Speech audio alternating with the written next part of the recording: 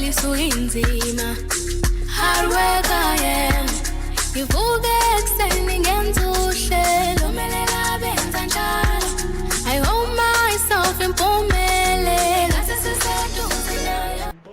Shilo ini makanana. Shilo ini makanana.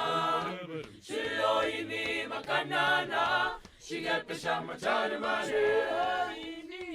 Shilo ini makanana. Shilo ini makanana.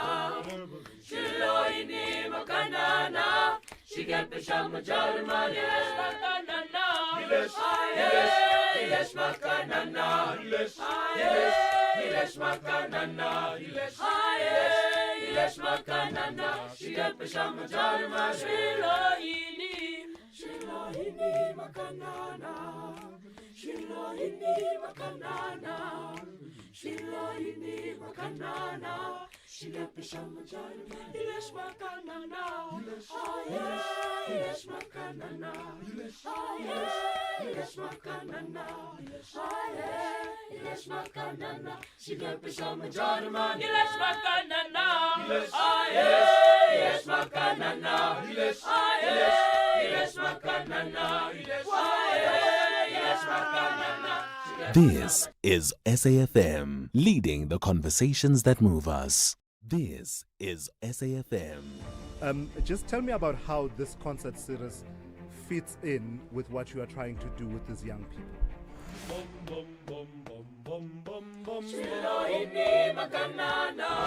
The reality is that private funders do not just thoughtlessly throw their resources around. It is one thing to get a backtrack like that for a finance guy, hey? Yeah. Somebody just WhatsApped me to say that she has a daughter who has hearing loss. Corruption in South Africa has reached disgraceful levels.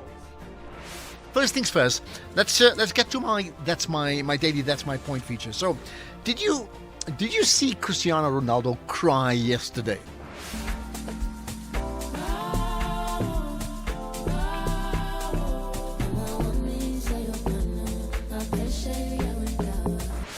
This is SAFM. This is SAFM. Just tell me about how this concert series fits in with what you are trying to do with these young people.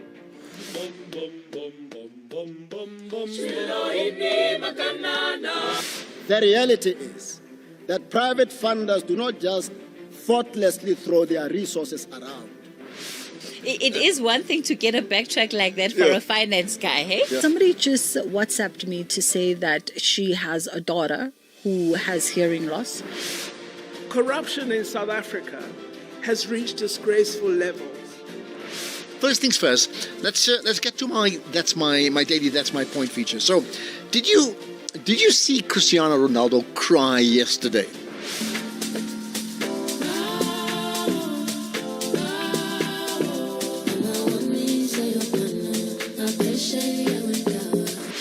This is SAFM.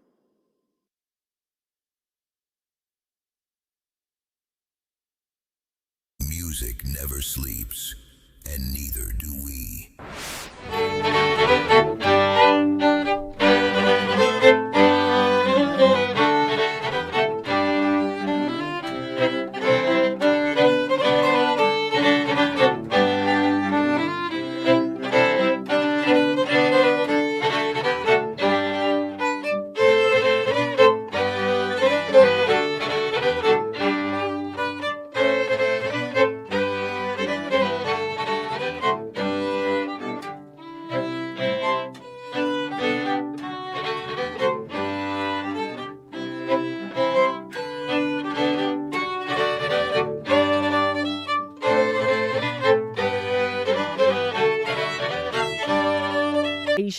Community activist Vasi Govender says they are concerned about the situation potentially leading to loss of life. I'm hoping that there's a solution here, there's peace, and there's no more. I plead there's no more of this harassment taking place by people who are not law enforcement. If I have a problem with anybody for that matter, I have to go to law. Any association having a problem, they must go to the law. That's where it all starts. We want to have a law-abiding community. That's all we want. And if anybody is violating the law, then law enforcement must come in, apply the law, eradicate those people that are becoming criminal. One of the most prominent leaders of the U.S. civil rights movement, the Reverend Jesse Jackson, has died at the age of 84. Reverend Jackson ran for president twice and was one of the most important African-American political figures in the U.S. The BBC's Will Leonardo looks back at his life. Jesse Jackson was one of the most recognizable figures in American public life. Born in segregated South Carolina, he began his activism at college in 1965, joining a march in Selma led by the man who'd become his mentor, Martin Luther King. When King was shot dead 3 years later, Jackson appeared on television in a shirt covered in his blood. That year also saw his ordination as a Baptist minister, and his soaring church oratory became a staple feature of his political campaigning. In the 1980s, he twice ran unsuccessfully for the Democratic Party's presidential nomination. The sight of him crying at Barack Obama's victory speech in 2008 came to symbolize the moment the United States gained its first black president. Recapping the top story, data released by Statistics South Africa shows that young people remain vulnerable in the job market, with the rate of youth unemployment increasing by 0.1 percentage point to 43.8% in the fourth quarter of 2025. I'm Mondela for SFM News Headlines at 1:30. Tired of paying more than you need to for your car insurance? Jason, a 45-year-old OUTsurance client, is saving big on his 2025 Hyundai i10. That's true. OUTsurance, they saved me an incredible 520 rand. And if you're claim-free for 3 years, you get an out bonus. More and more and more out. How much could OUTsurance save you on your car insurance? SMS out to 30754. That's out to 30754. Saving so much every month, around 640 rand. That's right. 27-year-old Liam saves an unbelievable 640 rand a month on his 2020 Ford Ranger. Enjoy benefits like panic assistance, which sends the nearest medical or armed response unit to you wherever you are. Get a quote now and see how much OUTsurance could save you. SMS out to 30754. That's out to 30754. Licensed insurer in FSP. TCs and information online. Saturday afternoons in Mzansi, where loyalty is tested every single week. Manchester United fans still believing. Liverpool fans reminding you about history. Chelsea fans saying trust the process. City fans pretending this is all normal. Arsenal fans still shouting out, we are winning it this year. Every year, mate. But that's love. Through the wins, the heartbreak, the long rebuilds. The English Premier League, where we suffer together, celebrate together, and never stop believing. EPL, Saturdays at 4:30 p.m. on S3. Open up. S3. This February experienced the magic of classical ballet with Joburg's ballet, Giselle, at the South African State Theatre. A timeless story of love, betrayal and forgiveness performed by South Africa's finest dancers. Showing from the 20th until the 22nd of February at the Opera Theatre, and tickets range from 220 Rand to 380 Rand. You can make your bookings via web tickets. SAFM 104 to 107 nationwide. Leading the conversation. The Full Circle with Bridget Masinga. Monday to Friday, 1 to 3 p.m.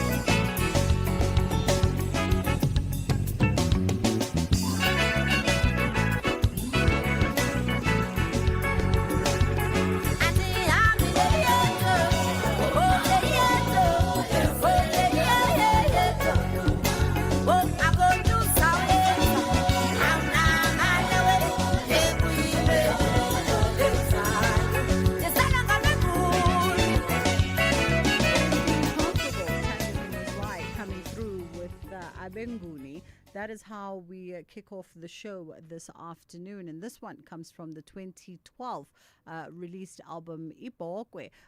We had a conversation with Utandiswa where we really scrutinized the process of her work and getting in and out of project, and it was a beautiful conversation, if I do say so myself, that we had in December. You might want to double back to it on podcast if you missed it, because it was around the time when you were probably prepping to go on holiday, or you were probably on holiday already, and it was just a reflective conversation that was leading us into this 50th year of celebration. She turns 50 this year, and of course at the end of the month she's got that concert in celebration of that 50th milestone that is happening. Sankofa, it is happening out at Carnival City, if I remember correctly, and she's being supported there by her sisters in music, Umsaki as well as Somi. So it's going to be a brilliant one indeed. And she did say in the interview that, funny enough, Ibokwe was one of those albums that she thought would do really well, but it didn't do well for whatever reason. The reception towards it was a little bit lackluster. But again, I say you can double back to our podcasts if you want to be engaged in that conversation. We open up the show today, of course, global news making headlines all over the world right now is the passing of civil rights leader Reverend Jesse Jackson, who was a Baptist minister and a close associate of Dr. Martin Luther King Jr., and who twice ran for the Democratic presidential nomination in his own right. He passed away at the age of 84, and this confirmed via a statement released by his family, in which they said, "Our father was a servant leader, not only to our family, but to the oppressed, the voiceless, and the overlooked around the world." Jackson was diagnosed with Parkinson's disease back in 2017, and he since then struggled with his health, more so in recent months. And so we send out our condolences to his family, his friends. He had a community of friends and extended families here in South Africa. And so we send our condolences out to everybody who's been impacted and touched by his life and his work. And we thought we'd rewind back on a clip from 1963 in which Reverend Jesse Jackson led a crowd through his "I Am Somebody" chant. I may be poor, but I am somebody. I may be on welfare, but I am somebody. I may be in jail, but I am somebody. I may be uneducated, but I am somebody. I am black, beautiful, proud. I must be respected. I must be protected. I am somebody. Right on.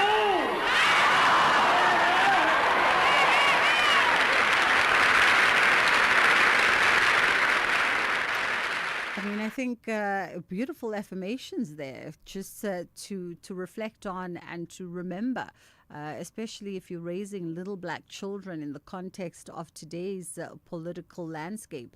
It's such a precarious political climate to be black, black female, black male, black African living in Africa, black American living in America.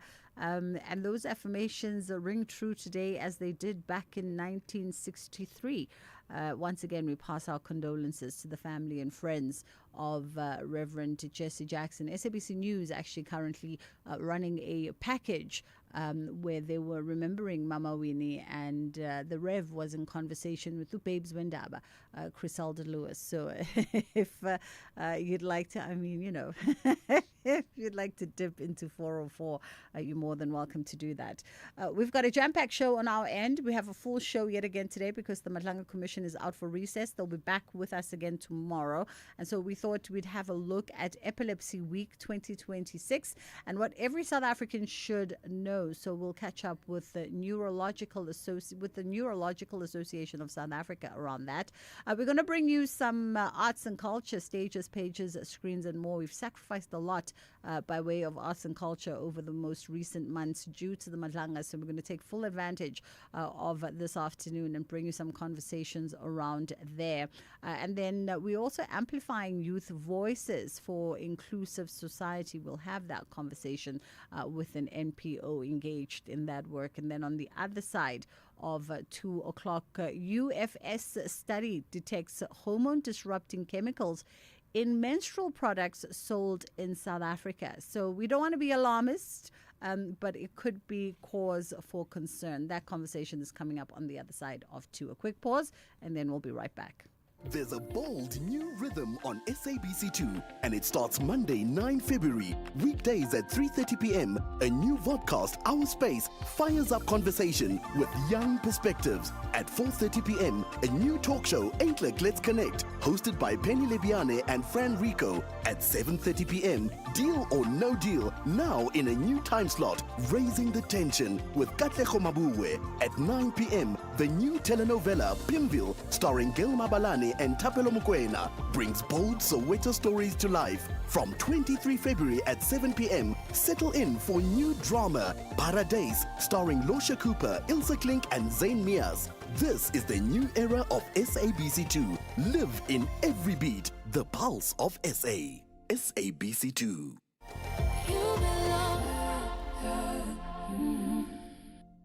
When you train for results, you don't quit halfway. Earn up to 7.35% interest with a Nedbank Just Invest account. Access your money within 24 hours. Keep your money agile. Get money fit with Nedbank. See money differently. Nedbank. For more information, visit nedbank.co.za. We're licensed FSP and registered credit provider. T's and C's apply.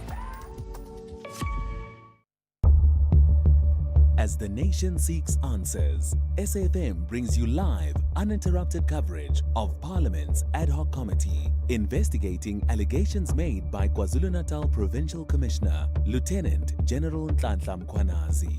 You can also stay up to date with the Judicial Commission of Inquiry into criminality, political interference, and corruption in the criminal justice system.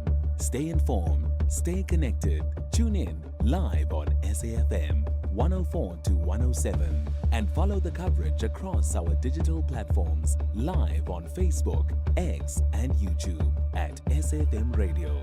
SAFM, leading the conversations that move us.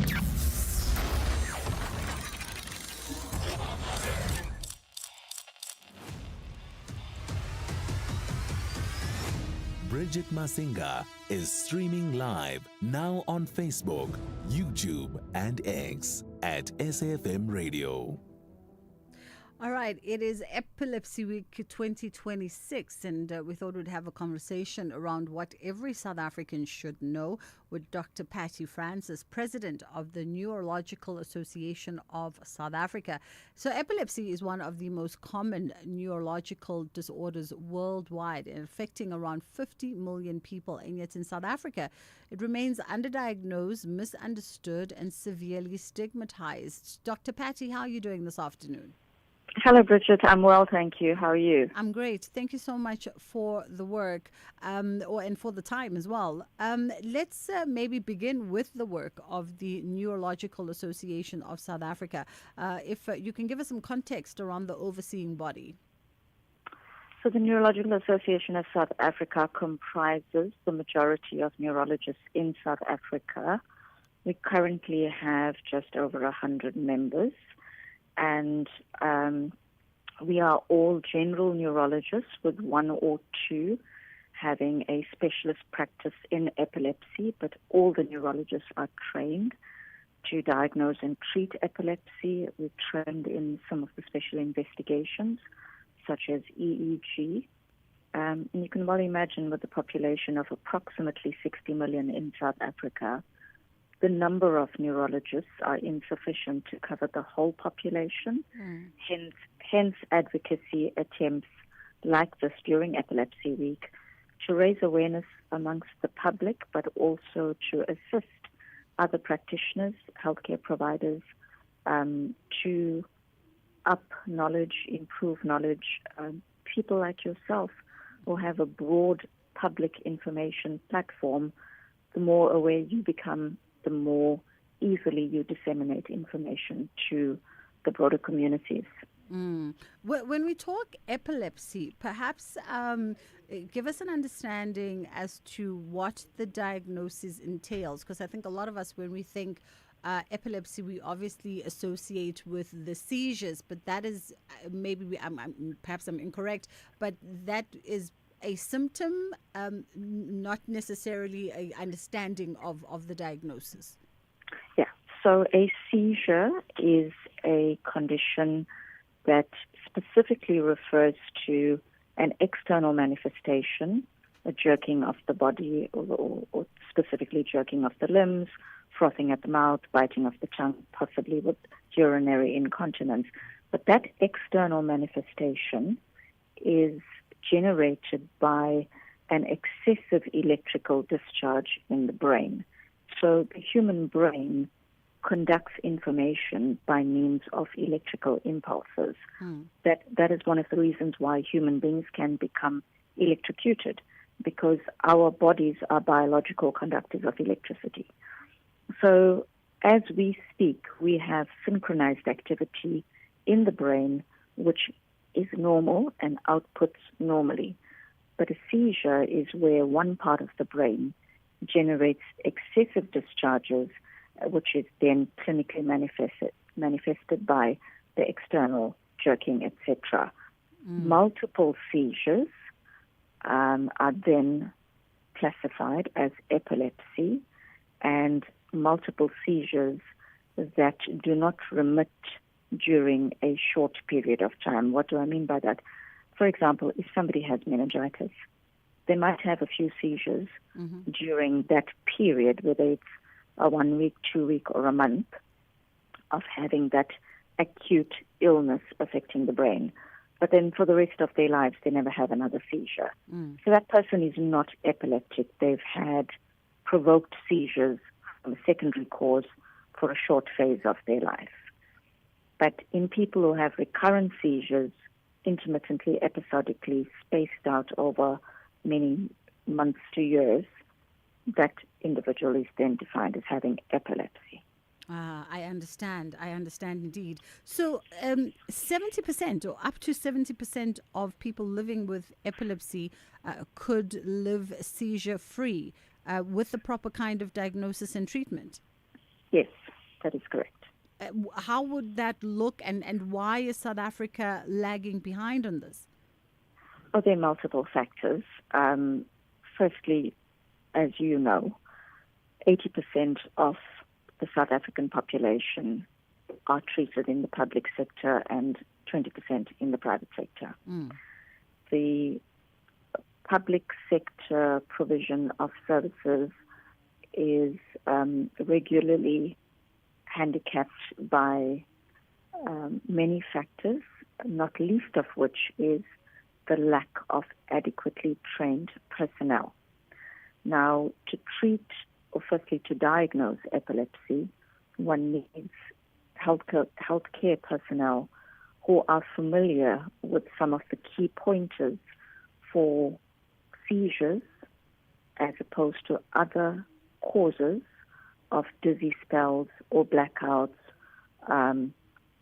episodes that might look like seizures. And some things that can look like seizures would be simple faints.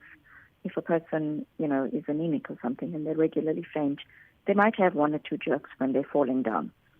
So if people are trained, whether they're primary healthcare nurses or general doctors in primary clinics, as well as district hospitals, etc., some of the important things that point to an epileptic seizure are, as I've already mentioned, tongue biting, urinary incontinence, and a loss of contact with the surroundings. People become dazed, glazed, or just actually lose consciousness. The body can stiffen, then followed by jerking, etc. So that clinical training of the personnel in the respective venues where healthcare is provided. CT scans are important. to establish the causes of epilepsy, as well as the specialized neurological test of EEGs. Yeah. But clinical training and CTs, is important. So it's service provision, and this service provision involves the human aspects and as well as the technological aspects. And then the other important factor is the factor of community stigma. There are still sectors of communities that believe that epileptic seizures are due to bewitchments, they're due to demonic possessions, they can be cast out by spiritual people, whether they be pastors or other religious priests, as well as they can be treated by traditional healers. And very, very rarely in clinical practice, one does encounter, even amongst educated people, a sad belief that if a child, for example, has epilepsy, which is due to a tumor or some type of growth in the brain, etc., rather than consent for surgery, the family will go to whoever their spiritual authority is, traditional healer or pastor, whatever, and they will conclude that the ancestors have required for this child to be in this condition because of some unpaid thing to the ancestors. And, it's these, and that's not necessarily a stigma. A stigma is something negative, right? It has negative connotations. But that is a belief system that is not fully accepting that epilepsy is a medical condition. It's generated biologically from the brain as opposed to some curse or something. Yeah. Dr. Patty Francis, I think we've just scratched the surface around epilepsy, and unfortunately we fast run out of time today, and with a jam-packed schedule on the other side. Otherwise, I would have loved to engage the conversation further, because we still had issues around how do we as general family and friends handle situations where someone is having an epileptic episode of sorts, and how do we spot that. But perhaps we'll pick up those kinds of matters as the year unfolds. For today, we'll leave it there.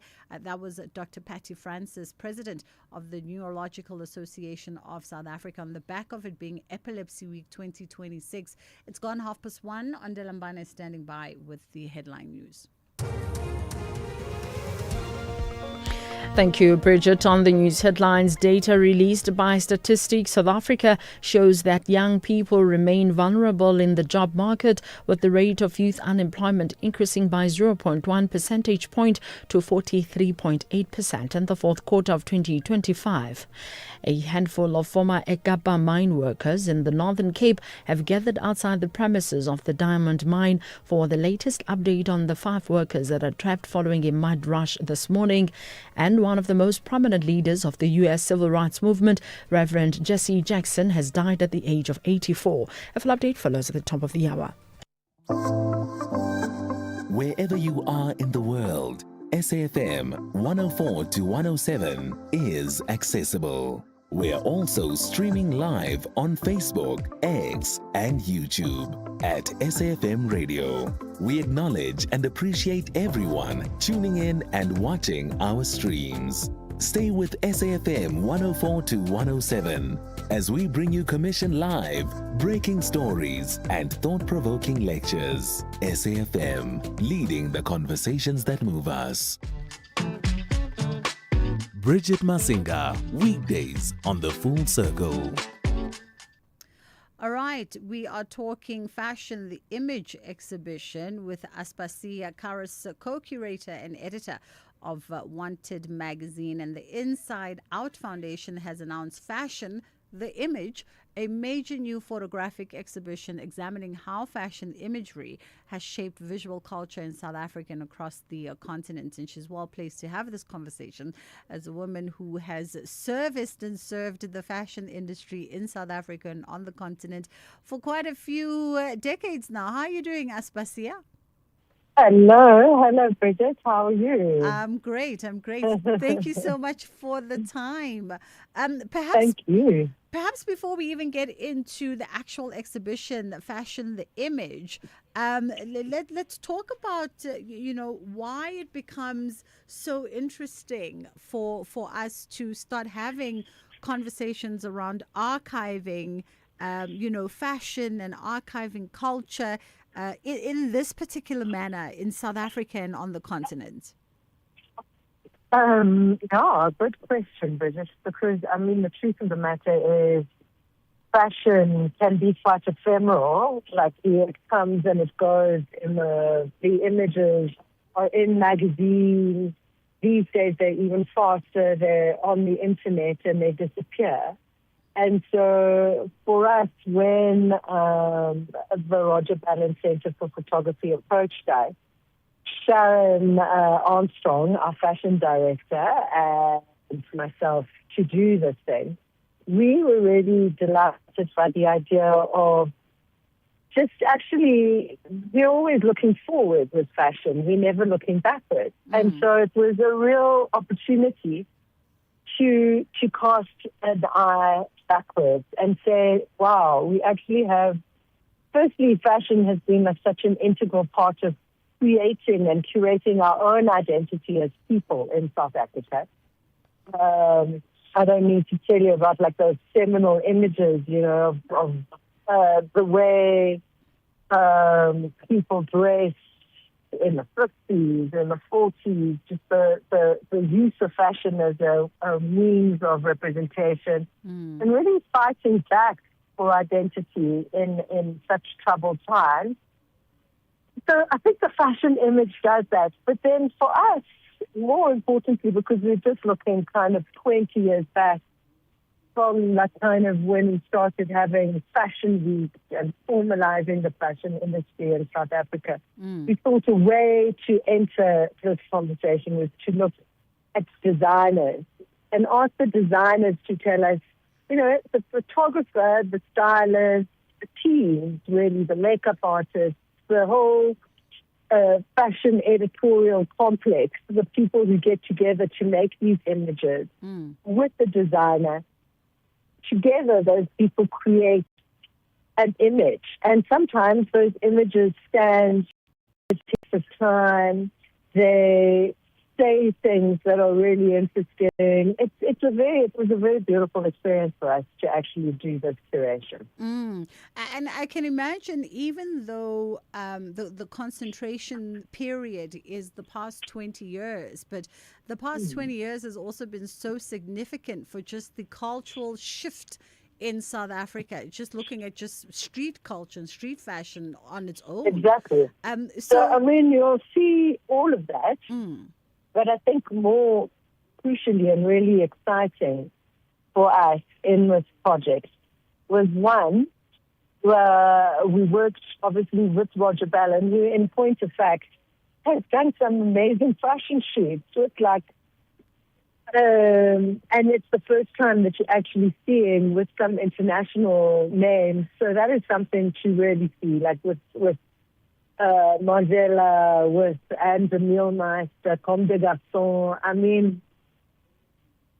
Amazing stuff. And then the other thing is Koto Beloto, who frankly is our biggest fashion photographer, born in Lesotho, grew up in South Africa, exiled, went to Paris, and basically became a protege of the biggest fashion magazines in the 80s. And he really, really has been so, I don't think people understand what that man did for us in terms of really creating an image, a fashion image, and the image of Africa and South Africa in a global fashion context. He was the first person to really present African faces, African context, African perspective in its Vogue Italia, where he became almost like a resident photographer for Franca Sozzani.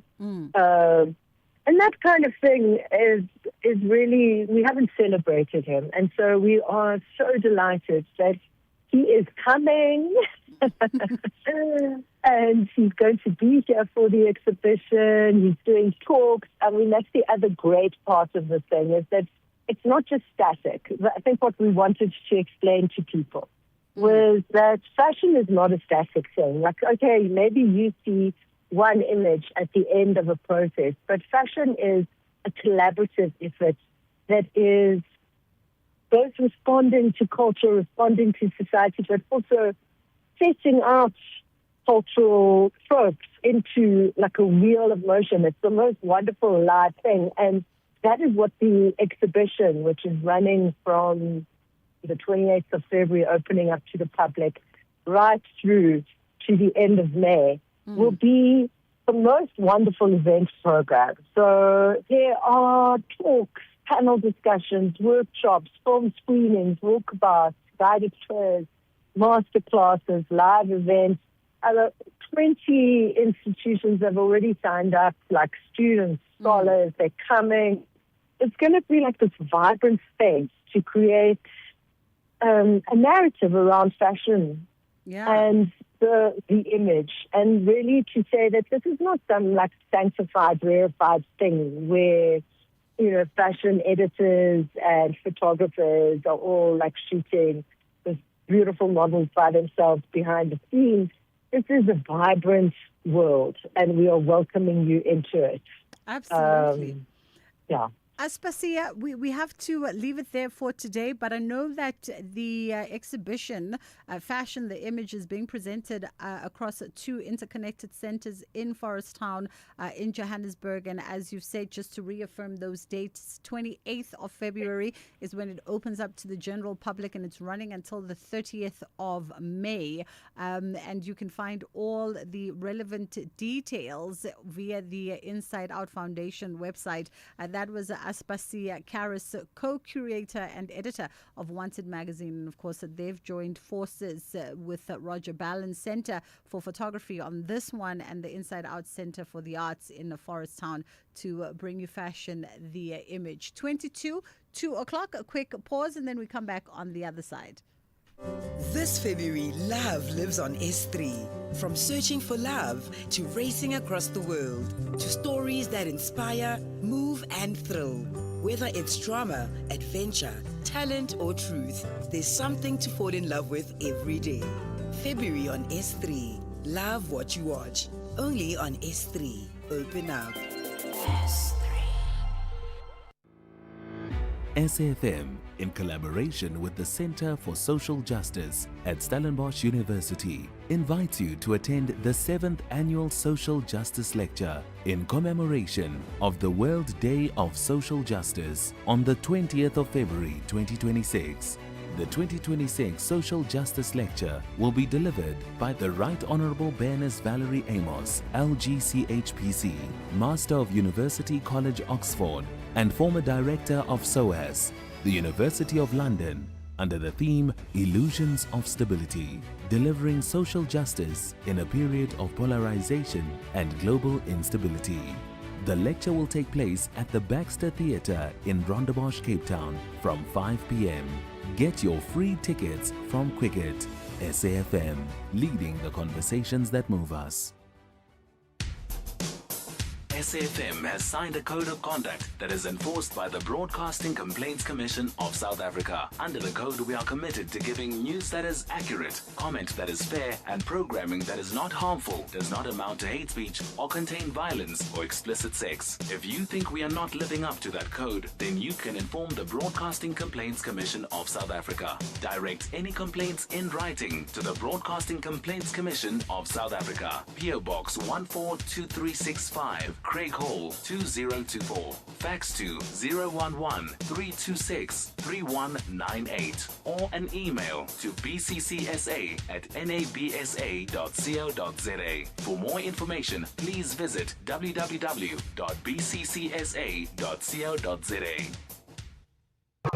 This is Tula Sizwe Simelane on the Morning Brief. One of our listeners listening to this conversation is calling you out and saying Selby is being untruthful. The city takes on average 5 days to respond to reports of burst meter or pipes, and you need to be following up too many times for them to respond. And Tula, that person is correct, because I, for one, get people who say to me, we have reported this matter 2 months ago, and once it is escalated to me, I give to my colleagues. Some of my colleagues even ignore me when I tell them this. And then I go directly to the mayor, and when the mayor tells them to do it, they do it. So yes, some of these problems are self-inflicted. Some communities do inform us of leaks, and we don't respond. That's Selby Bukaba, spokesperson of the city of Tshwane there. Big stories of the day on the Morning Brief. You are listening to The Full Circle. Alrighty. As we keep the show going, I did say that we're going to focus on things arts and culture today. We'll give them they do shine, because we've sacrificed a lot of that to bring you the Madlanga Commission, and it's a very integral and important part of this show. We are catching up now with Wayne van der Schyff, who is the director. It says here, Wayne, by the way, director and designer. Light design and a bit of set design. Okay, light and set design. Can we there we go. On the mic. There we go.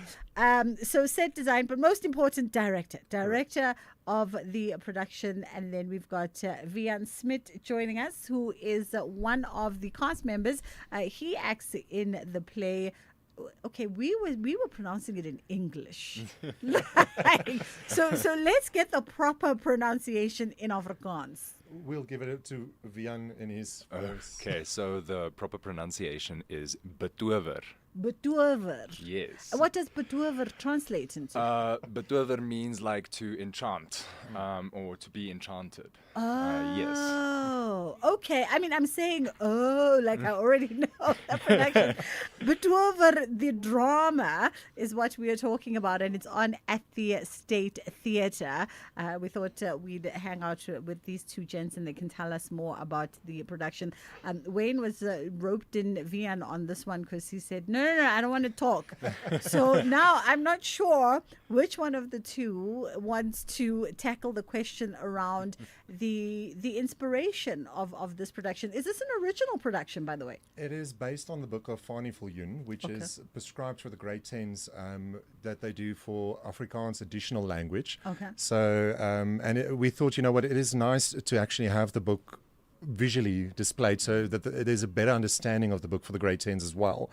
So we took hands with Left Foot and the South African State Theatre, so SA Studios, Left Foot Productions, and also the South African State Theatre came together, and we said, let's put this on the stage for the kids. And as so far from last year till now, it's been in demand, and teachers like bringing the kids back to it because it describes the book in so much detail. And we've had so many kids come to us and say, you know what, now they understand what this character and this analysis of the characters, it helps them with the exams for the grade 10s. Absolutely. I mean, there's something about presenting literary work in sort of production format, especially if it's prescribed works, that I think students just get a better understanding, or even like engaging with the author and the actors. You just get a better interpretation of what's in the pages. Yes, indeed. You in agreement? Yes, I do agree. I remember I did another play back in 2019 called Onderwereld. And it was the same thing. We toured around with to high schools, and it also helped the children to understand what is going on inside this book. And we've had so many children come up to us afterwards and say, thank you so much, this has helped so much, because we read the book and we tried to understand and we didn't understand, but now after seeing this play we understand and we can relate to a lot more of the characters and to the story and to what's happening with everyone. Absolutely. I wouldn't have minded something like this when I was in high school, especially for prescribed Afrikaans works.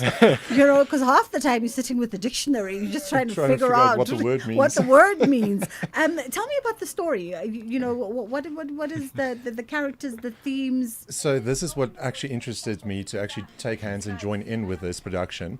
It was literally, if you think of school kids and when we all struggled at school and thought we're unique in our own drama world and finding yourself, then you realize, especially in this play, that there's so many different dramas and everybody's got their own life. But what happens in the play is it shows how characters from different backgrounds, different ways of walks of life, their lives intertwine into one path, and how, without knowing it, they actually help each other to become a better person, to become an adult in a sense, from a kid to an adult, and that your own scenario is not unique. There's somebody else that's also struggling. So whether it be from just being shy, being the different person, being the bully in the school, that there's reasons behind everything, from the parents that might say something. So this play takes every aspect of life and shows how it actually intertwines, and then how you can be better off if you just believe in the small things, the small miracles, the small brighten day, to brighten somebody else's day with the smallest thing. It can actually change their life, their whole path in the future, towards the future. Absolutely. I mean, it speaks to very much sort of relevant emotions and themes of today. Then I've got to wonder, and maybe Wayne said it earlier and I just missed it, in as far as the first original publications of the book, is it of recent years or? Batuva's been around for a while, but it's the first time that it's been done into a stage production. So it hasn't been converted into stage production. Yes. And the reason why Vian spoke about the other production is the same author. So Fani Viljoen does Onderwereld as well, but that's for grade 12s. And they saw a big jump in the exams of how the kids actually understand these characters in grade 12 before, but I think Batuva was Onderwereld is for Afrikaans first language. Yes, it's for first language. So it was just a better understanding of that. But now for Afrikaans second additional language, it actually helps the kids, like you said, not to use a dictionary to understand the book, but visually making the connection between what the characters are about and how the whole story for the exams, to reference the visuals back into the exam. Oh, I love it. Let's take a quick break. It's just gone 10 to 2 o'clock, a quick pause, and then we'll come back on the other side and continue.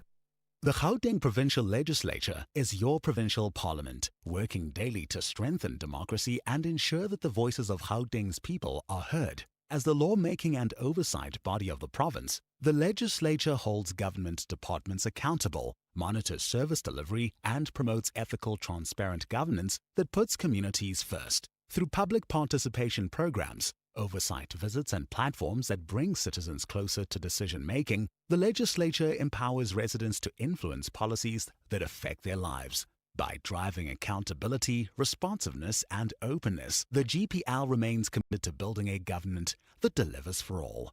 The Gauteng Provincial Legislature. Your view, our vision.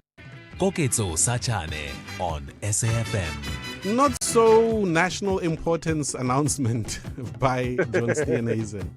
We are all important to ourselves. Like, when you come and tell us, if you have to come and give me an announcement, I must believe that that announcement is important to you and it's important to the people around your circle, because they themselves are losing a political figure, right? It's of national importance in and around your neighborhood, and I think that's what he meant. On a serious note, though, what do you make of what's happening? I think it was almost inevitable, right? Because when you listen to war strategists, they'll tell you never fight a war on two fronts. And in this case, John Steenhuisen was fighting a war on 3 fronts, right?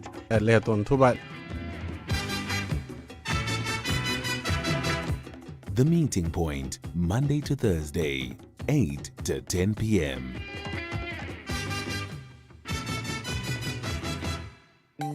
Bridget Masinga on SAFM. All right, we are talking this new production that's being staged at the South African State Theatre, Batuva, the drama. And really this one is a set scholastic work for students. But I mean, can I come on a random Saturday? For sure. Okay. More than welcome. We've got quite a few adults that actually join the show as well. You can still purchase a ticket and still come enjoy the show. And it is relevant. Like I say, it's not just for kids. It can be relevant in everyday life scenarios, because even though we grow up, we still have bullies in outside school in the adults, like even in your workspace. So it's relevant, I feel, to everyday life. Yeah. I think also it's relevant to adults as well as children, because there are themes in there where we can look at how adults treat children, and we can look at that and say, is the way we are treating those younger than us the right way to treat them. And yeah. Oh, okay. So I'll definitely be making my way through. What can folks expect? Firstly, I didn't even ask which character you are playing. Yeah. Yeah, so the character I'm playing, I'm talking very kindly here, but in the play I do play the bully, I play the antagonist. So yeah, I play Gervan. Okay. And he is one of the main antagonists in the story, but also misunderstood, and also he has reasons for being the way he is. So yeah, come purchase a ticket and come watch that. Yeah, so basically, as his character, as we said, as he said now, it's literally showing of not just being a bully, but where it comes from, where this misplaced anger comes from. So, and giving a bit of background that a bully is not just a bully. Yes. There must be reason behind it, and actually understanding why they're a bully, and then how you can deal with that. Absolutely. Very important piece of work. And I think as well as just to spark that conversation between the kids themselves, but also you take it home and you start, you know, sometimes it gets difficult for parents to engage these things. You can see your child is going through something, but you don't quite know how to ask or when to ask or how to phrase things. So now we can just go to the theater and then come back, and you have a simple, easy way for you to open up that can of worms. It might not be all the answers, but it does certainly help in the direction of understanding where misplaced anger, misplaced anything, like being shy, anything that it opens up kids that conversation. Go through. Yeah, it's a conversation starts between parents and kids, or just between kids even, or adults. Absolutely. So when is the production running until? I know yesterday I was reading some live reads, but I forgot all that important information. So we started yesterday, was our first one for the year, and it's running up until the 6th of March. Nice. So we've got quite a few interest schools and still bookings coming through, people emailing us directly, even saying, listen, I need to get the school kids there. So it's becoming a norm for the teachers to say, when is Batuva on this year, to bring the kids. Oh, I love it. Okay, so 6th of March is when we are on until at the State Theatre. If you want to see Vian Smith in action, that's where you can go. Gentlemen, thank you so much for the time. Box office State Theatre for the tickets or web tickets? It is on web tickets, but if it's school bookings or just bigger, larger groups, they can email the State Theatre directly or give them a call and just buy tickets from there as well. Oh, wonderful, wonderful. That was Wayne coming through, director and, of course, set designer of the production Batuva, and Vian also joining us this afternoon, and he plays one of the antagonists in the play. It's 5 to 2 o'clock. We're going to hit a quick pause, reset, and then we come back with top of the hour news at 2 o'clock. SFM, playing your music.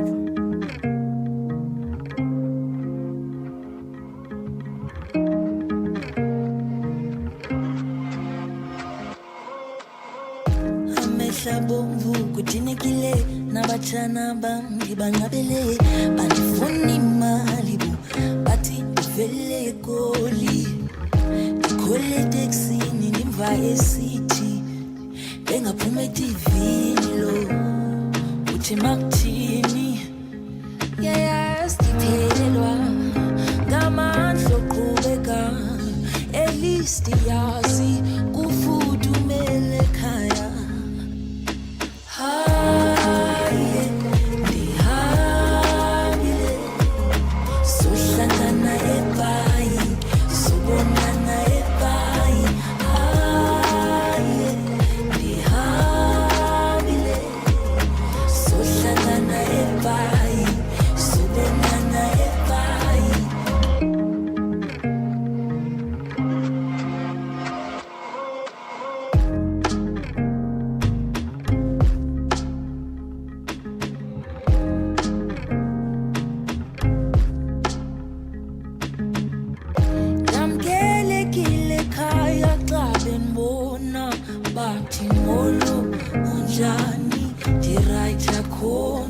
Yes.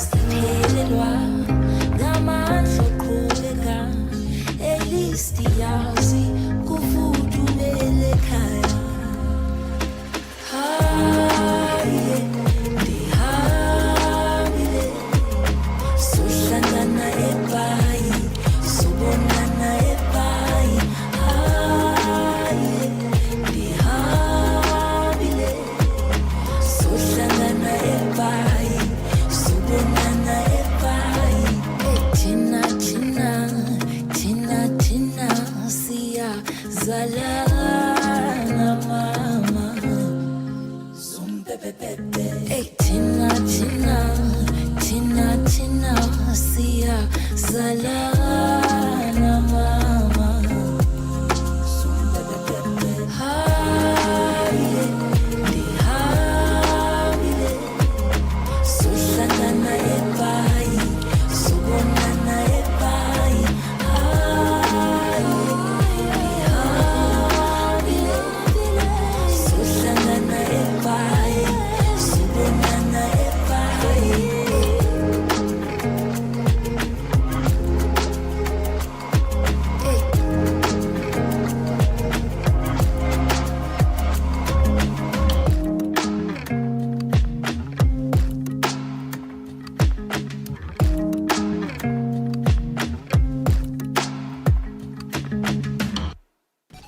Stay safe on the roads. SAFM is with you. As the nation seeks answers, SAFM brings you live, uninterrupted coverage of Parliament's ad hoc committee investigating allegations made by KwaZulu-Natal Provincial Commissioner, Lieutenant General Nhlanhla Mkhwanazi. You can also stay up to date with the Judicial Commission of Inquiry into Criminality, Political Interference and Corruption in the Criminal Justice System.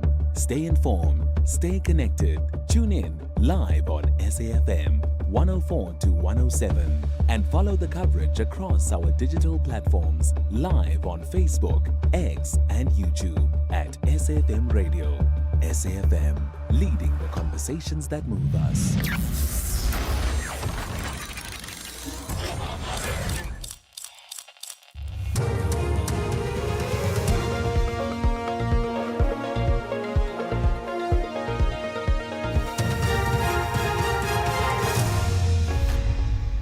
On the top stories, on a debate to kick off shortly in Parliament and the slight decrease in youth unemployment. For SFM News, I am Ondalambana and a very good day. Members of Parliament from across the political spectrum will debate President Cyril Ramaphosa's State of the Nation address shortly. The debate will take place today and tomorrow. President Ramaphosa will indicate that the country was turning the corner in ensuring economic growth. He also made an undertaking that government will continue to use public spending for infrastructure development and job creation. In addition, he announced that the SANDF will be deployed to the Western Cape and Gauteng to fight gang-related violence. Data released by Statistics South Africa shows that young people remain vulnerable in the job market, with the rate of youth unemployment increasing by 0.1 percentage point to 43.8% in the fourth quarter of 2025.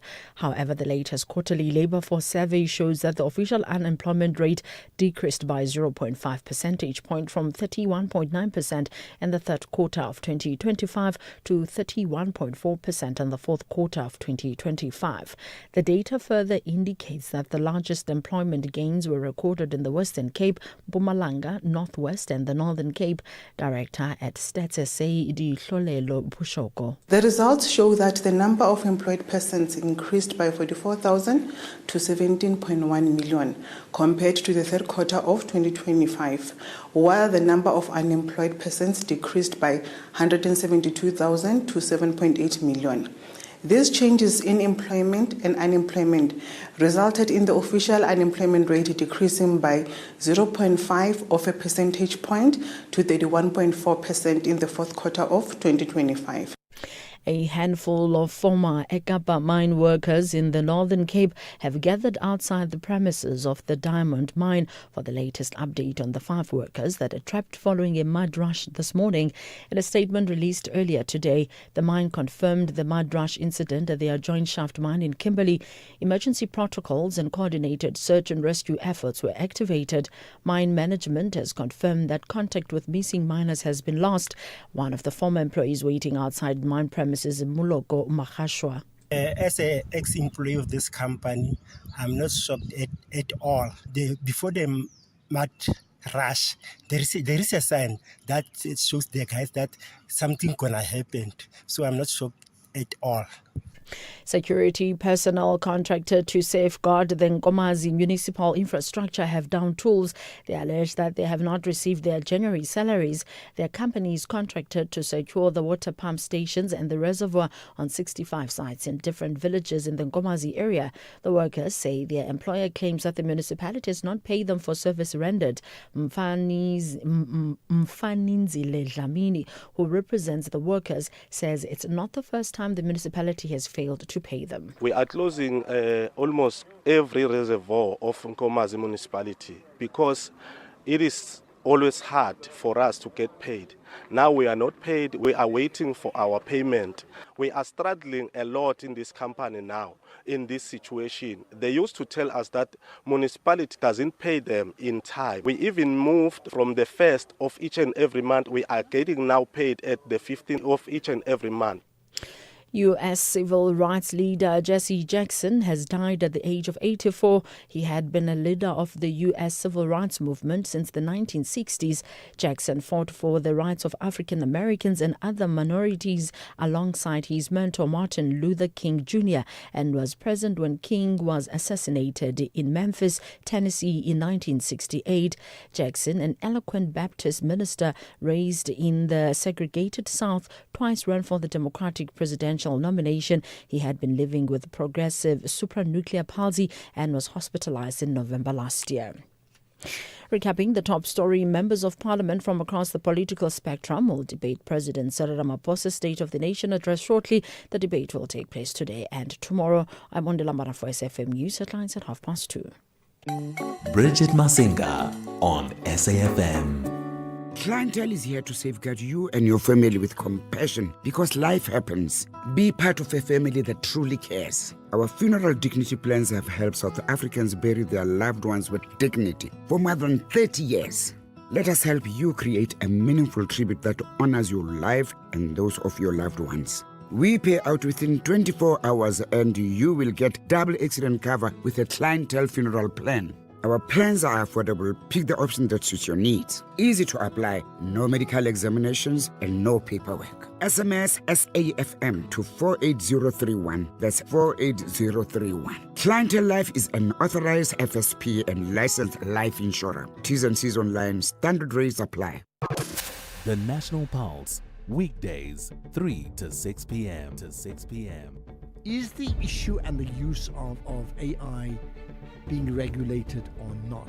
And the first thing you see now, you have to just pause. Why can't all artificial intelligence that creates artificial narratives have a disclaimer up front? Yes, we do have an organization like Africa Check, where you can just try and do fact check in terms of the information being disseminated. Titi Pizzo, Commissioner at the Independent Electoral Commission. Ashraf Garda on SAFM. As we celebrate 90 years of existence, SAFM takes you back to the voices that shaped a nation. Now leave the SABC and see the tower block lit up, 27 stories of light. Move from Auckland Park into the shadow of the Hillbrow Post Office Tower.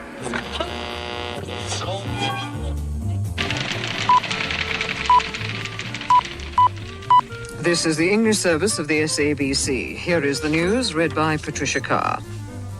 A member of the Planning Committee of the President's Council, Mr. Nick Tuernicht, has been appointed chairman of the Council's Community Relations Community. 90 years of trusted voices. This is SAFM. The Full Circle with Bridget Masinga. Monday to Friday, 1 to 3 p.m. Nkosi sikelela iAfrika maluphakanyisu phondo lwayo iswa imithanda Soweto sibe moya munye.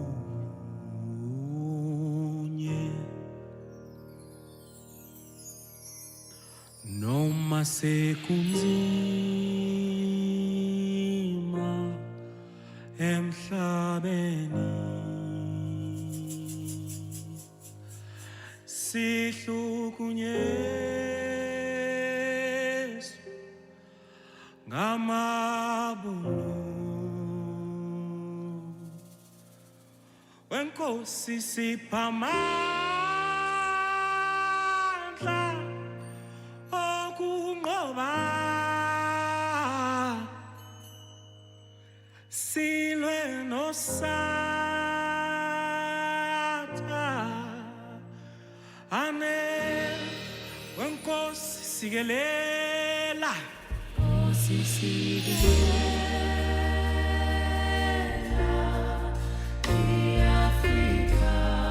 maluba kanyisa uphondo lwayo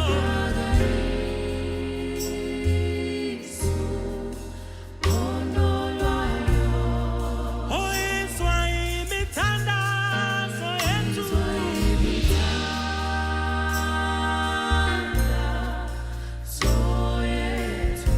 sibe moya muye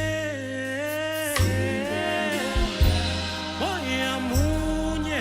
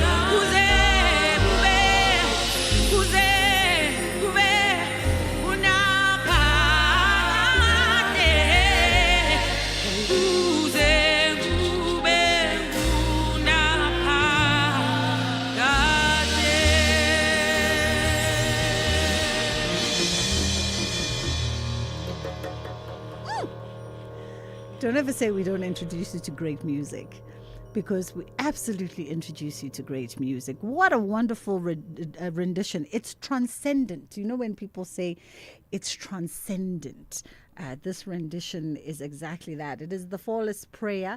Keenan Meyer on this one. And, you know, Keenan, he needs no introduction whatsoever. South African pianist and composer. And oftentimes recognized for his captivating and innovative compositions. And this is no different.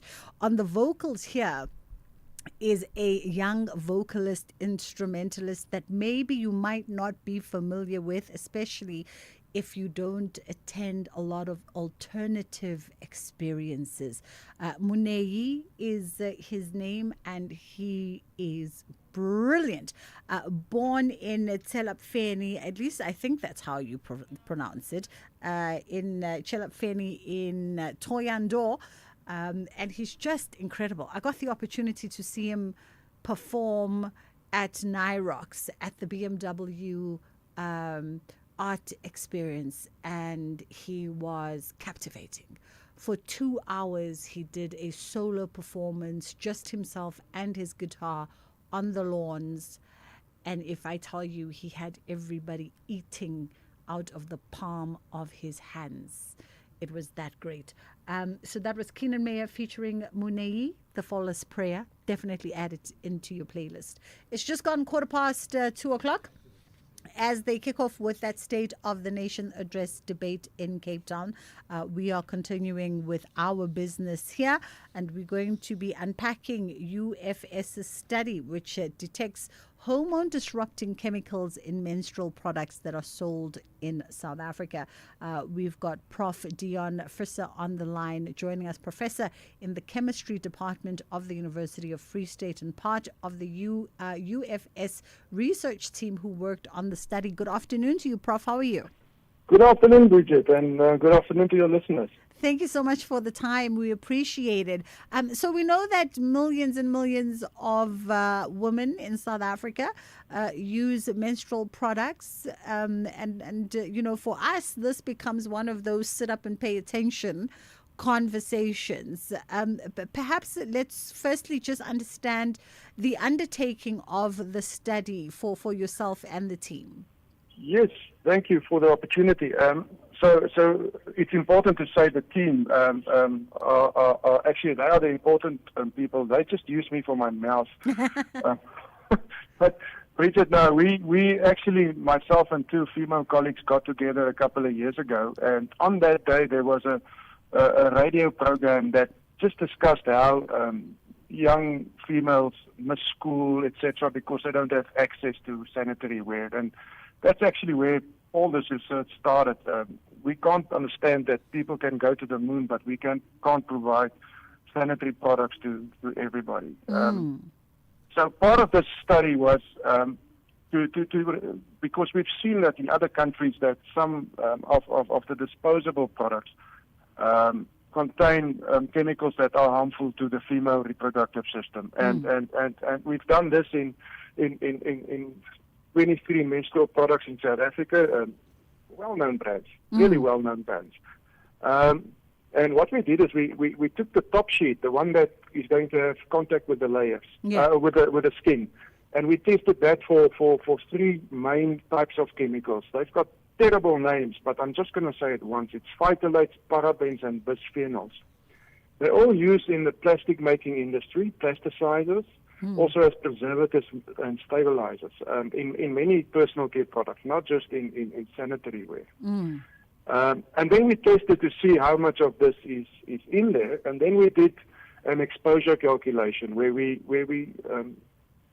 estimated the daily exposure doses that a typical 75 kilogram woman would be exposed to if she uses 6 pads a day on average.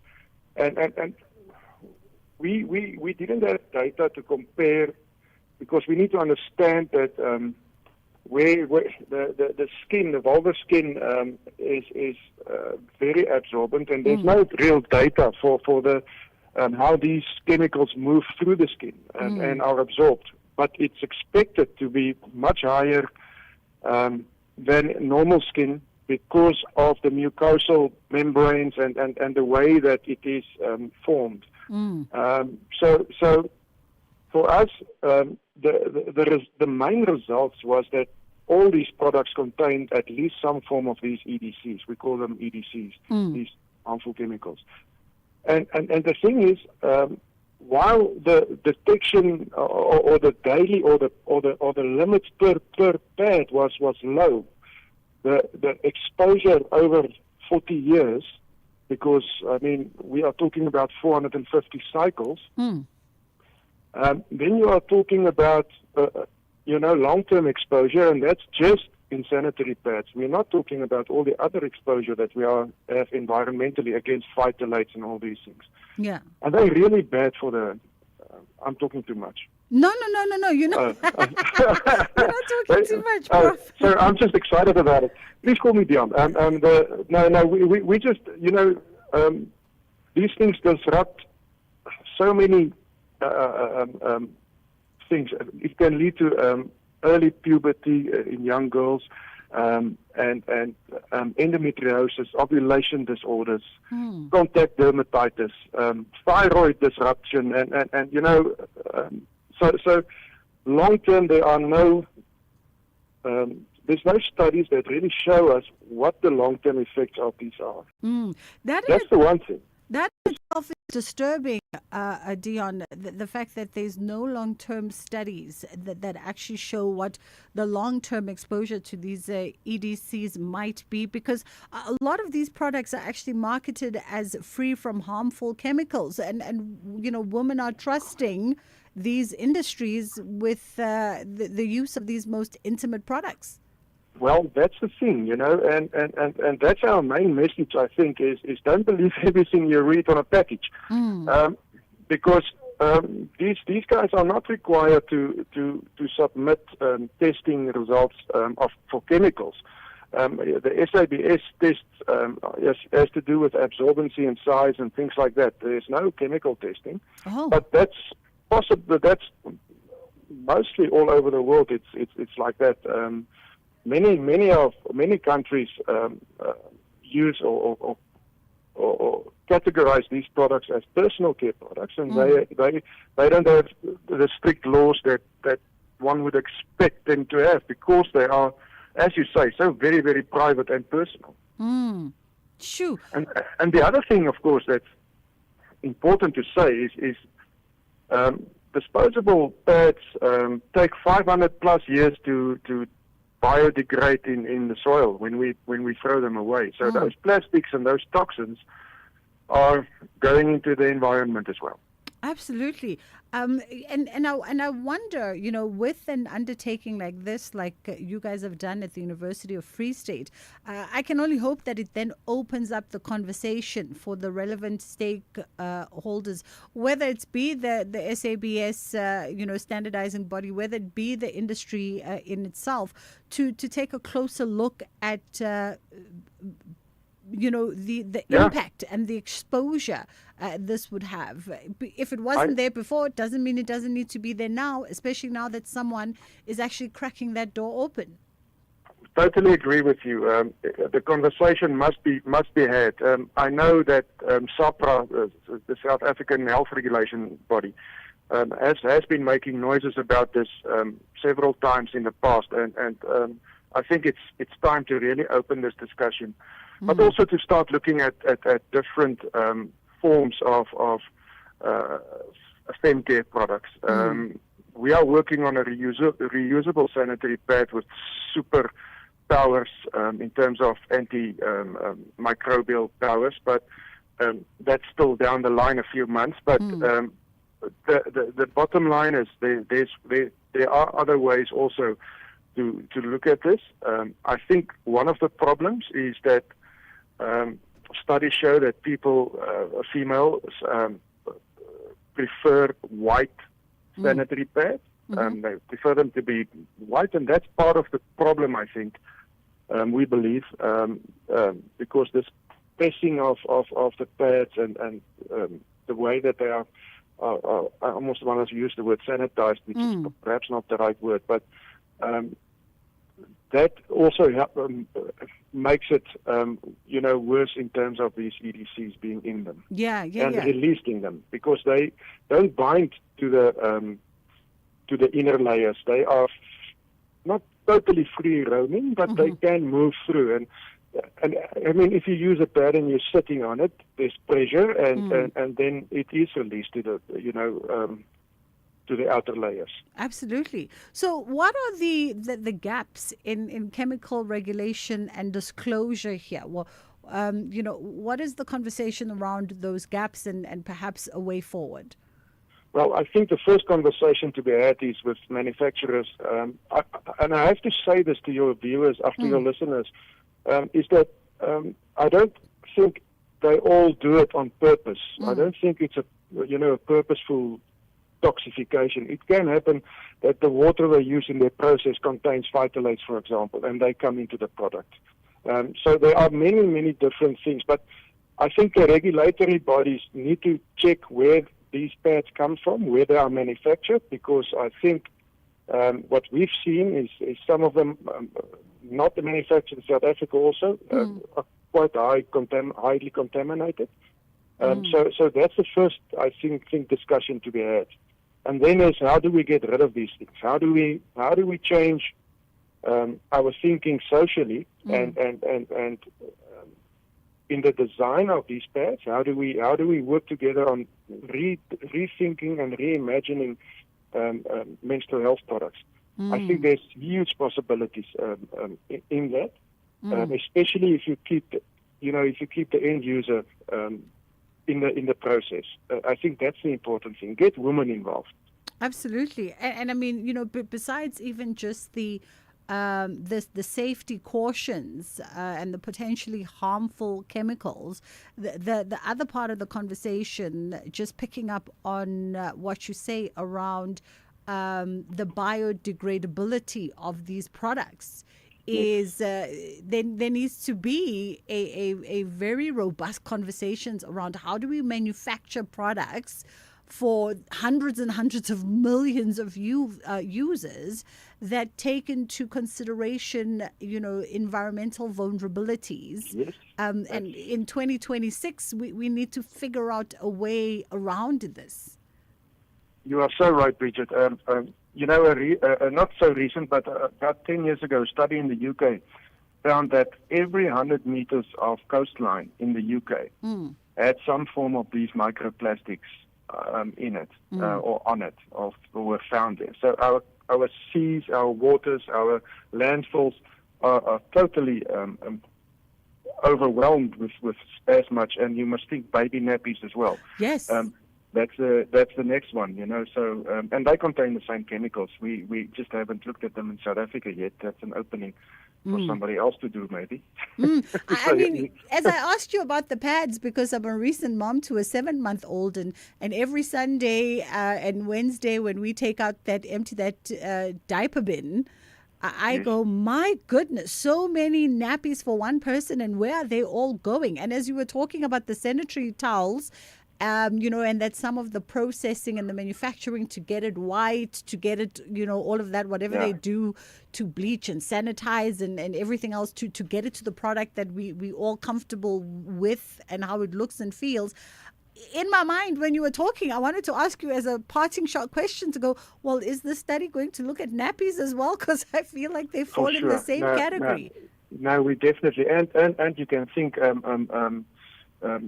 diapers for older people with problems, and we're definitely looking at them all. We are very much involved in this in terms of not just the chemicals found and not just designing healthy or healthier products, but also we have a whole social component with colleagues from sociology that's working with us on the social component, stigma, everything involved around menstruation. It Yeah. needs to be something to be discussed in the open, and men should get involved with this. Absolutely, absolutely. Prof. Dion Visser, thank you so much for the time and for being the spokesperson for your colleagues. And Professor there is a professor in the chemistry department at the University of the Free State and part of this very important research. It's about a minute to go before we get into the headline news. By the way, we know we have a whole host of academics who listen to the show because we always talk about innovative data and research and things that are coming out. Wouldn't it be great if somebody out there could figure out a way? Remember we were talking to the lady about the tires and how she's used tires in those containers. It was from a university as well, professor. Was it UP? It would be so interesting for someone to start looking at how to perhaps recycle used diapers, especially those that have been used for, just a pee, a number one, just a pee. How we can use that to generate energy of sorts, because there's so many diapers that are going into a landfill. It's insane. Like, if we had to think about how many diapers you use between 0 and 2, I don't even want to know how many diapers you use between 0 and 2 years old. And I think about it every week as a new mom to say, surely someone out there who's got a bigger brain can figure out how to use these diapers as an energy driving something, man. You can credit me for the idea once you get some great big science award. Then you can be like, you heard it on the Full Circle. 2:30, time for Ndela Mbana and the headline news, and then we'll come back on the other side with Kids Corner. Thank you, Bridget. On the news headlines, Parliamentary Coordinator at COSATU, Matthew Parks, says while a marginal drop in the rate of unemployment is welcomed news, the overall unemployment situation in the country is not cause for celebration. Members of Parliament from across the political spectrum are currently debating President Cyril Ramaphosa's State of the Nation address. The debate will take place today and tomorrow, and a man believed to be in his 30s has been killed in what is alleged to be a drive-by shooting at Westville in Durban. A full update follows at the top of the hour. This February, fall in love with the shows that bring us together on Saturday nights. First, sparks, surprises, and second chances at romance. Farmer Wants a Wife US, where real love grows in the most unexpected places. Saturday at 8:30 p.m. And before the love story begins, the stage lights up with pure talent and big league dreams. America's Got Talent Fantasy League. The world's best acts battling for the ultimate bragging rights. Saturday at 7:30 p.m. 2 shows, one unforgettable Saturday. Only on S3. Open up. With the ever-changing financial landscape, it can be difficult to make sense of all the moves at times. Join me, Jimmy Moyaha, on the SAFM Market Update with MoneyWeb, Mondays to Thursdays, 6 to 7 p.m, as we break down the key market trends, top financial stories, and smart investment insights, all in one place. It's everything you need to stay financially informed and ahead of the curve. You are listening to The Full Circle. This program is brought to you by SABC Education, enriching minds, enriching lives.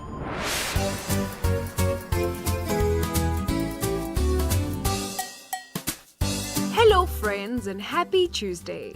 Today we're talking about something we use every single day, time. Do you know how to tell time using a clock? If yes, who taught you? And if you're still learning, what part is tricky for you? Minutes, hours, or reading an analog clock? Why do you think knowing how to tell time is important? And how does telling time help you get ready for school, finish homework, or arrive on time for activities? Alright, let's hear from some of our friends while you share your answers with the people next to you.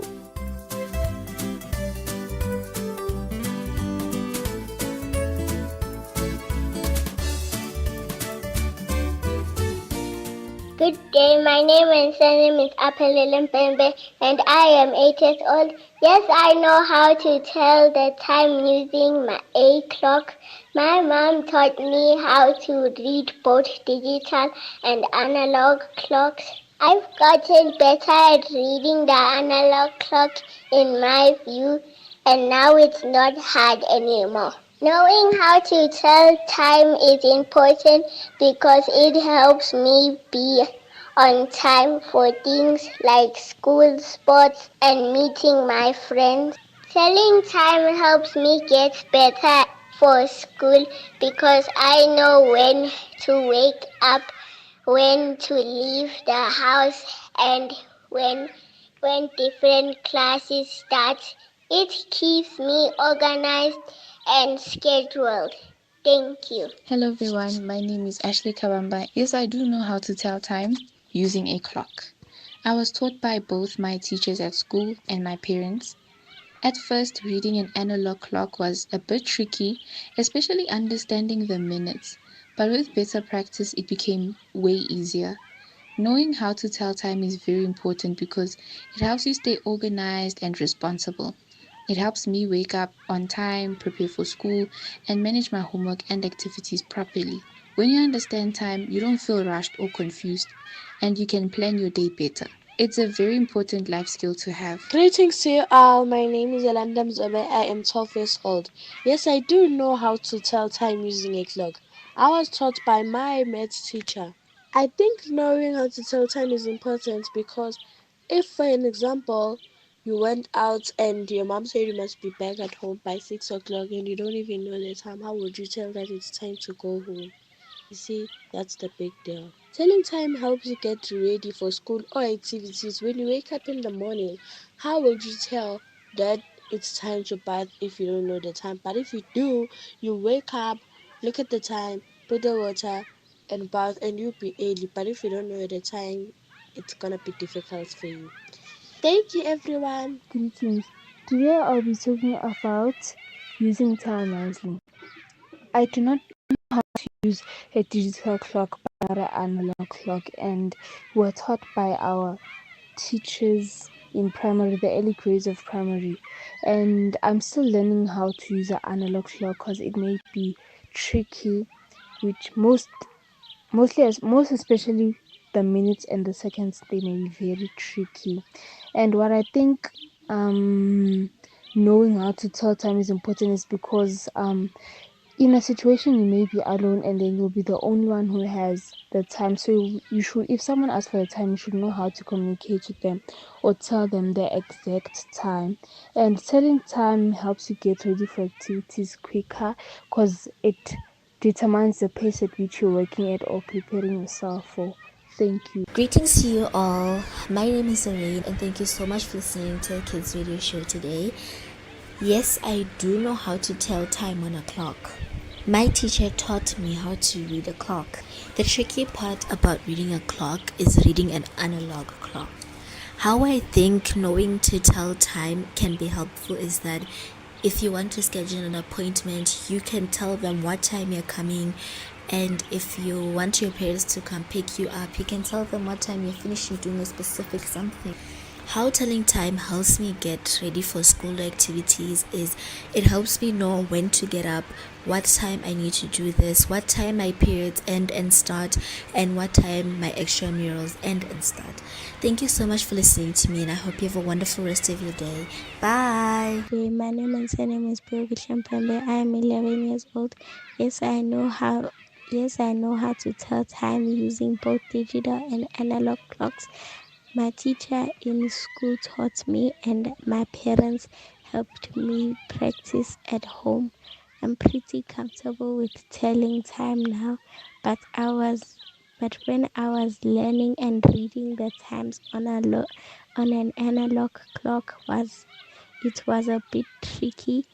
Knowing how to tell time is important because it helps me manage my day. It allows me to be punctual and helps me plan my activities efficiently.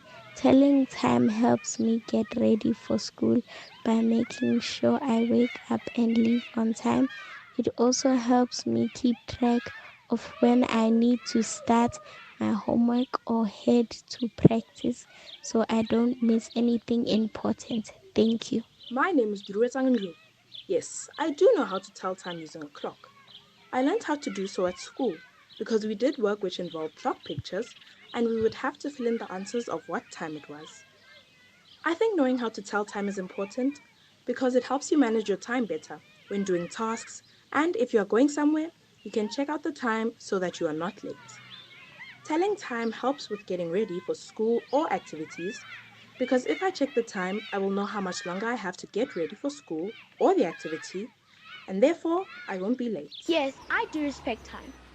Yes, I'm considerate when it comes to respecting time. What I do to show that I respect time is when I see that I'm going to run late for my violin class, maybe because of traffic, I send a message to my teacher indicating that I'm stuck in traffic and I'm going to be late. Respecting time is important for us children because if we grow up without respecting time, we are going to be miserable when we are adults because we will always be late for our work and we can get fired for arriving late at work. To children who don't respect time, it is very important to respect time because delaying things is very bad. You won't have time to do it. You will end up in a big consequence. So, respect time.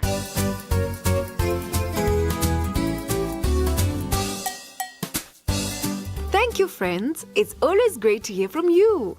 And to our friends listening, I hope you shared your answers with the people next to you. Knowing how to tell time using a clock is an important life skill that helps us as children become more independent and responsible. Many children learn this skill from their teachers at school, parents at home, or older siblings to guide them step by step. Learning to read both digital and analog clocks takes practice, but it becomes easier over time. Reading an analog clock can sometimes feel tricky because it involves understanding the difference between the hour hand and the minute hand. The short hand shows the hour, while the long hand shows the minutes. Understanding how minutes move in groups of 5 and how hands work together helps us as children become more confident in telling time accurately. Knowing how to tell time is important because it helps us as children manage our day. It allows us to understand when to wake up, when school starts, when break time happens, and when it's time for homework, sports, or rest. Time helps organize daily routines and keeps everything running smoothly. Telling time also builds responsibility.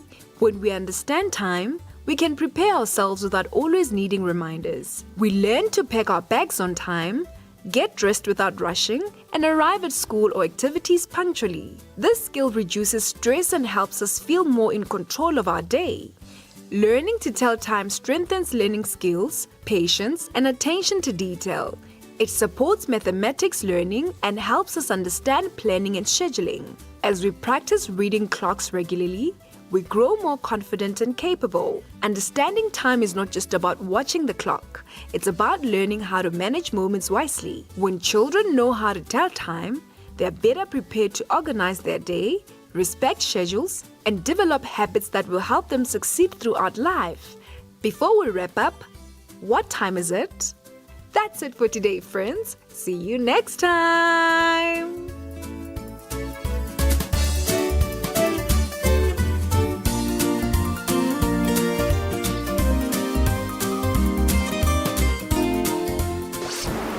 This program was brought to you by SABC Education, enriching minds, enriching lives. Wherever you are in the world, SAFM 104 to 107 is accessible. We're also streaming live on Facebook, X, and YouTube at SAFM Radio. We acknowledge and appreciate everyone tuning in and watching our streams. Stay with SAFM 104 to 107 as we bring you commission live, breaking stories, and thought-provoking lectures. SAFM, leading the conversations that move us. Bridget Masinga, weekdays on The Full Circle. All right, we've got just a few more minutes to go before we wrap up the show. And we thought we'd have an easy conversation around the future of cruise ships, what's new and what lies ahead for outbound tourism. You know, I've never been on a cruise. I've never been on a cruise, and I wonder how I would fare on one. I mean, I think I would be not bad, especially if you get the big boats, because then there's stability. Then I'm not feeling things move underneath me. But I don't know. I have no idea. Jackie Mabuza joins us now, head of commercial for Cruises International for the Royal Caribbean Africa. How are you doing, Jackie? Hi, Bridget. I'm doing fantastic. How are you? I'm great. I've never been on a cruise, Jackie. And I think I need to put it on my bucket list, just for the experience of it all. You certainly should. And of course, I would be biased and say choose Royal Caribbean when you decide to. Okay. I mean, where do y'all go? Why you guys? Where do y'all go? Look, we are a global cruise brand. We cruise everywhere. And we have the odd cruise that does come through to African shores. But we are the biggest. We are the biggest cruise liner in the world. So meaning you are spoiled for choice. We've got 30 cruise ships across 7 classes. Okay. So the cruise ships have various classes. So if you ask why us, the variety that we offer on our cruise product is just massive. So whether you're cruising as a family, with a partner, or it's a girls-only trip, because those are very popular, you literally can choose the ship that is right for you, and you can choose the itinerary that is right for you. And I heard you as we were starting the conversation, and you're saying, I've never cruised, but maybe a big one will be right for you. And you started spot on, because it's like a floating resort, essentially. Yes. Yeah. I mean, I feel like I could do that, and less likelihood of me getting some kind of sea sickness, because I don't think I've got sea legs at all after being on a catamaran and being miserable the entire afternoon. Oh my goodness, yes, no, that's chalk and cheese. The experiences are completely different. I've done catamarans a few times. So the last royal ship that I was on, and also just to clarify, I work for Cruises International, and we are a representative of the Royal Caribbean brand amongst a few other brands that we represent. So the last royal ship cruise that I was on, I think it was October last year, I felt like I was in the mall. Oh. I felt absolutely nothing, and that's not even one of our bigger ships. Because Royal Caribbean has very cleverly, how they've built their ships is they've divided them into what we call neighborhoods. Okay. So if you've traveled to the U.S., for instance, because this is an American-owned cruise company, there is the Central Park is one of the biggest tourist attractions in New York. And guess what? We've got the Central Park concept on some of our ships. Yeah, and I remember my cabin was actually overlooking Central Park, and I felt like I was in a penthouse somewhere in the middle of the northern suburbs of Joburg.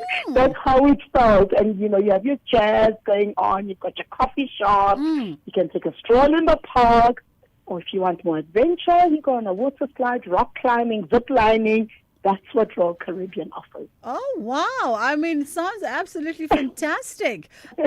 So my next question becomes, what are some of the exciting things that people can look forward to in the cruise space going into the year? Because I can almost kind of imagine that it's probably a highly competitive space, right? And if you have a unique offering, you become all that much more attractive to potential tourists.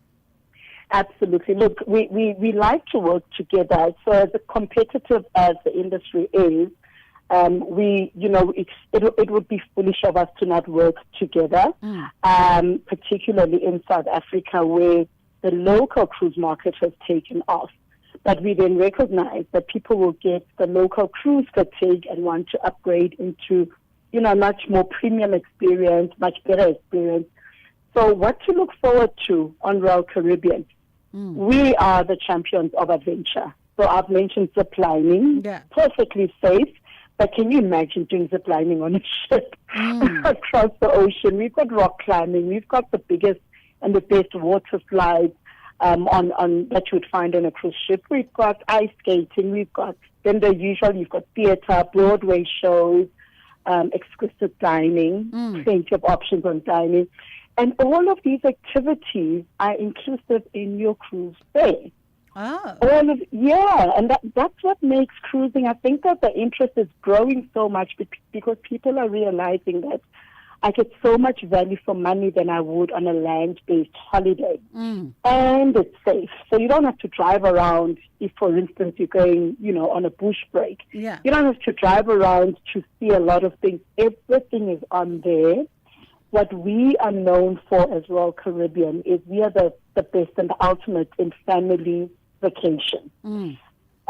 Added to the cruise ship, which we also regard as a destination, as you've alluded to, is Royal Caribbean also owns a few islands around the world where we dock at an island and you spend the day there. So we call it, on one of them in the Bahamas, it's called the Perfect Day at Coco Cay. Coco Cay is the island that you land at. So we blend seamlessly our cruise ships with also land-based offers that are all part of the Royal Caribbean family.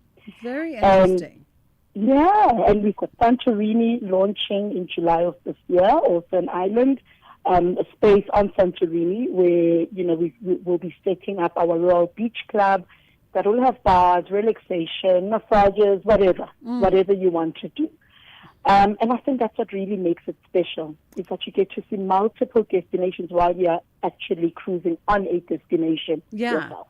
I mean, it sounds amazing. Let's take a quick break while we marinate on everything that you've just said, and then we'll come back on the other side. If you think you cannot afford a lawyer, think again. Clientele Legal has made professional legal services affordable. You receive up to 745,000 rand worth of legal services per year. Our range of plans include cover for you, your spouse, children, and extended family. Plans include cover for civil, criminal, and labor-related matters. Whether it's protection orders, gender-based violence, uncontested divorce, or poor service, a legal lawyer will be there to assist you. Our services are convenient. Simply pick up the phone and call your lawyer or send us an email and we'll get back to you. All plans include a bail benefit of up to 5,000 rand and we'll go to the police station and pay it for you. Plus, Clientele Legal offers you 24-hour telephonic legal advice. SMS SAFM to 32195. That's SAFM to 32195. Clientele General is an authorized FSP and licensed non-life insurer. T's and C's online. Standard rates apply. This is Dula Sizwe Simelane on the Morning Brief. What's the process of trying to get the situation resolved? Where are you with that process at the moment? Are you engaging with the university or what's the plan? No, at this point we're not engaging, but I'm not going to stop. That's what I'm going to say. All right. I'm not going to stop. This is an ugly snake. We shouldn't be scared to speak about it. We owe it to our children that we are not our great-grandmothers. And I didn't even know about this color thing until people came forward. This child comes from a poor background. They were busy evicting this child. She's a colored child. That's Vanessa Leroux, founder of Parents for Equal Education, South Africa. Big stories of the day. Hashtag The Morning Brief. SAFM, in collaboration with the Center for Social Justice at Stellenbosch University, invites you to attend the 7th Annual Social Justice Lecture in commemoration of the World Day of Social Justice on the 20th of February 2026. The 2026 Social Justice Lecture will be delivered by the Right Honourable Baroness Valerie Amos, LGCHPC, Master of University College Oxford, and former Director of SOAS, the University of London, under the theme Illusions of Stability, delivering social justice in a period of polarization and global instability. The lecture will take place at the Baxter Theatre in Rondebosch, Cape Town from 5 p.m. Get your free tickets from Quicket. SAFM, leading the conversations that move us. You are listening to The Full Circle. All right. Not realizing that the commercial break was going to eat a good chunk of the time that we have left. Just in my final ask to you this afternoon, Jackie, perhaps just an idea of what opportunities are there for young South Africans when it comes to cruise ships and careers on cruise liners.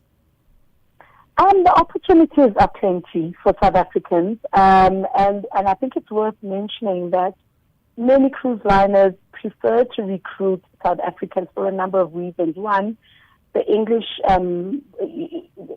language. A lot of South Africans are proficient in the English language, which is huge, for global cruise brands that cruise to various destinations around the world. Also, which is great for us, is the fact that South Africans are known for resilience and professionalism, and they thrive in diverse environments. Working on the cruise involves long hours. Working in hospitality generally involves long hours. So the opportunities are there. They are a plethora of career opportunities on board, literally from, helping out in the theater, to guest relations, to customer service, to working on the deck. The opportunities are there. And I think if there's anything that is encouraging that I can say to any young South Africans that are listening, is that don't miss the opportunity to work on Royal Caribbean. Yeah. Don't miss the opportunity. The opportunities are there. The hours are long, but you can do it because you're South African. And of course, you're getting paid. It's tax-free salary. You're getting paid in US dollars. Your accommodation is taken care of. Your food, your meals are taken care of. But there are a lot of portfolios to fill on the cruise ships.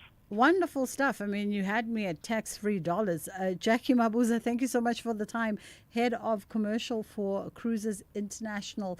As we prepare to round up the show, we're going to quickly dip into Durban and catch up with KG Mugetsi, who's in Durban right now, coming to us live from the Durban Playhouse, where rehearsals are underway for the Symphony by the Water. And we spoke was it last week?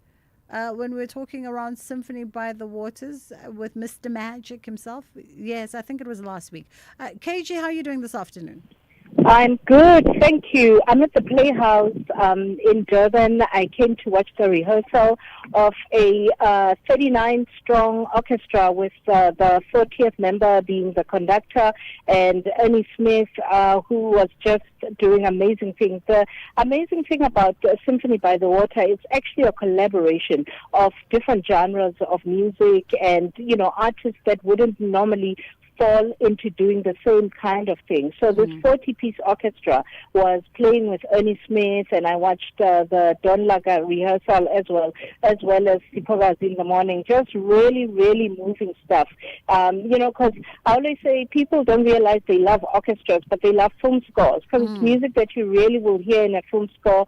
And it was an incredibly moving experience to hear the merging of these two worlds coming together. There's a girl in the orchestra who plays the big upright bass. She is so amazing. So I think it's going to be worth all of our time to be at Madame on the 7th to just see this amalgamation of different styles of music coming together in one cohesive way. And even I was just completely moved to tears, really, when I watched it. Yeah, I mean, I think you've definitely given a teaser to the audiences by way of what they can look forward to come the 7th of March. It's not just another performance. I mean, it's set against an incredible backdrop, and as you said, the KZN Philharmonic coming through to represent in the most spectacular of ways. Yes, I mean, the orchestra, at the beginning you can hear that they're all trying to find each other. How an orchestra functions is largely through scores, as you know that. And most musicians, at least some musicians in South Africa, are self-taught. So that bridge to find the cohesiveness was, a bridge that they had to work through. But there's something energetically beautiful about music, about how it just permeates and wins. No matter the differences in a room, in a space. And when you see all of them click, that it's working now, it's like God is in the room. It's that beautiful. Absolutely. 7th of March, Midmar Dam is when you are inviting all the SAFM listeners to go through. Apart from the music, it's really a meeting of arts. It's a meeting of community as well. Mr. Magic was telling us that there's a great involvement from the local community that are coming through to also represent some of their creative outputs. Yeah, I mean, I don't know. I didn't obviously listen to the interview you had with Linda Spear, but what I can tell you is when I went to the launch, when we as SFM went to the launch last week, one of the things that came out from the DA Mayor Papas is how impressed upon me that, the over 300 people who have to do work on the day, because, a concert is many things, not just the people on the stage, is how they sourced people from around the community intentionally to make sure that, the community is included and, it serves the intention of the collaboration, as opposed to them coming just at the time of the festival, and once the festival is done, they pack up and go. And I think that's something very beautiful, because it's their space. It's the space of the community, of the people who live there. So, yeah. Absolutely. Well, thank you so much for the time. That was KG Moiketsin. Of course, you can catch her on the weekends, and she'll be coming to you live from Durban this weekend on the 7th of March at the Midmar Dam for that Symphony by the Water. That's where we leave it from our end. Ashraf Gada is standing by 3 till 6, bringing you the national pulse. And, of course, that State of the Nation address debate got underway an hour ago, and it's only but heating up now. We'll see you tomorrow. The Matlanga Commission is back. So we'll see you tomorrow for more on that. Inshallah, God willing, we get to do it again.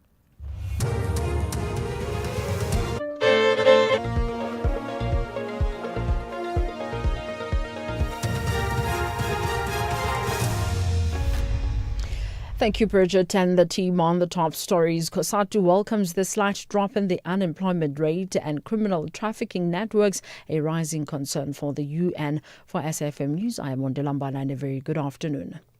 Parliamentary Coordinator at COSATU, Matthew Parks, says while a marginal drop in the rate of unemployment is welcomed news, the overall unemployment situation in the country is not cause for celebration. His comments come after the latest quarterly labour force survey released by Stats SA showed that the official unemployment rate decreased by 0.5 percentage point from 31.9% in the third quarter of 2025 to 31.4% in the fourth quarter of 2025. Parks says unemployment remains a crisis in the country.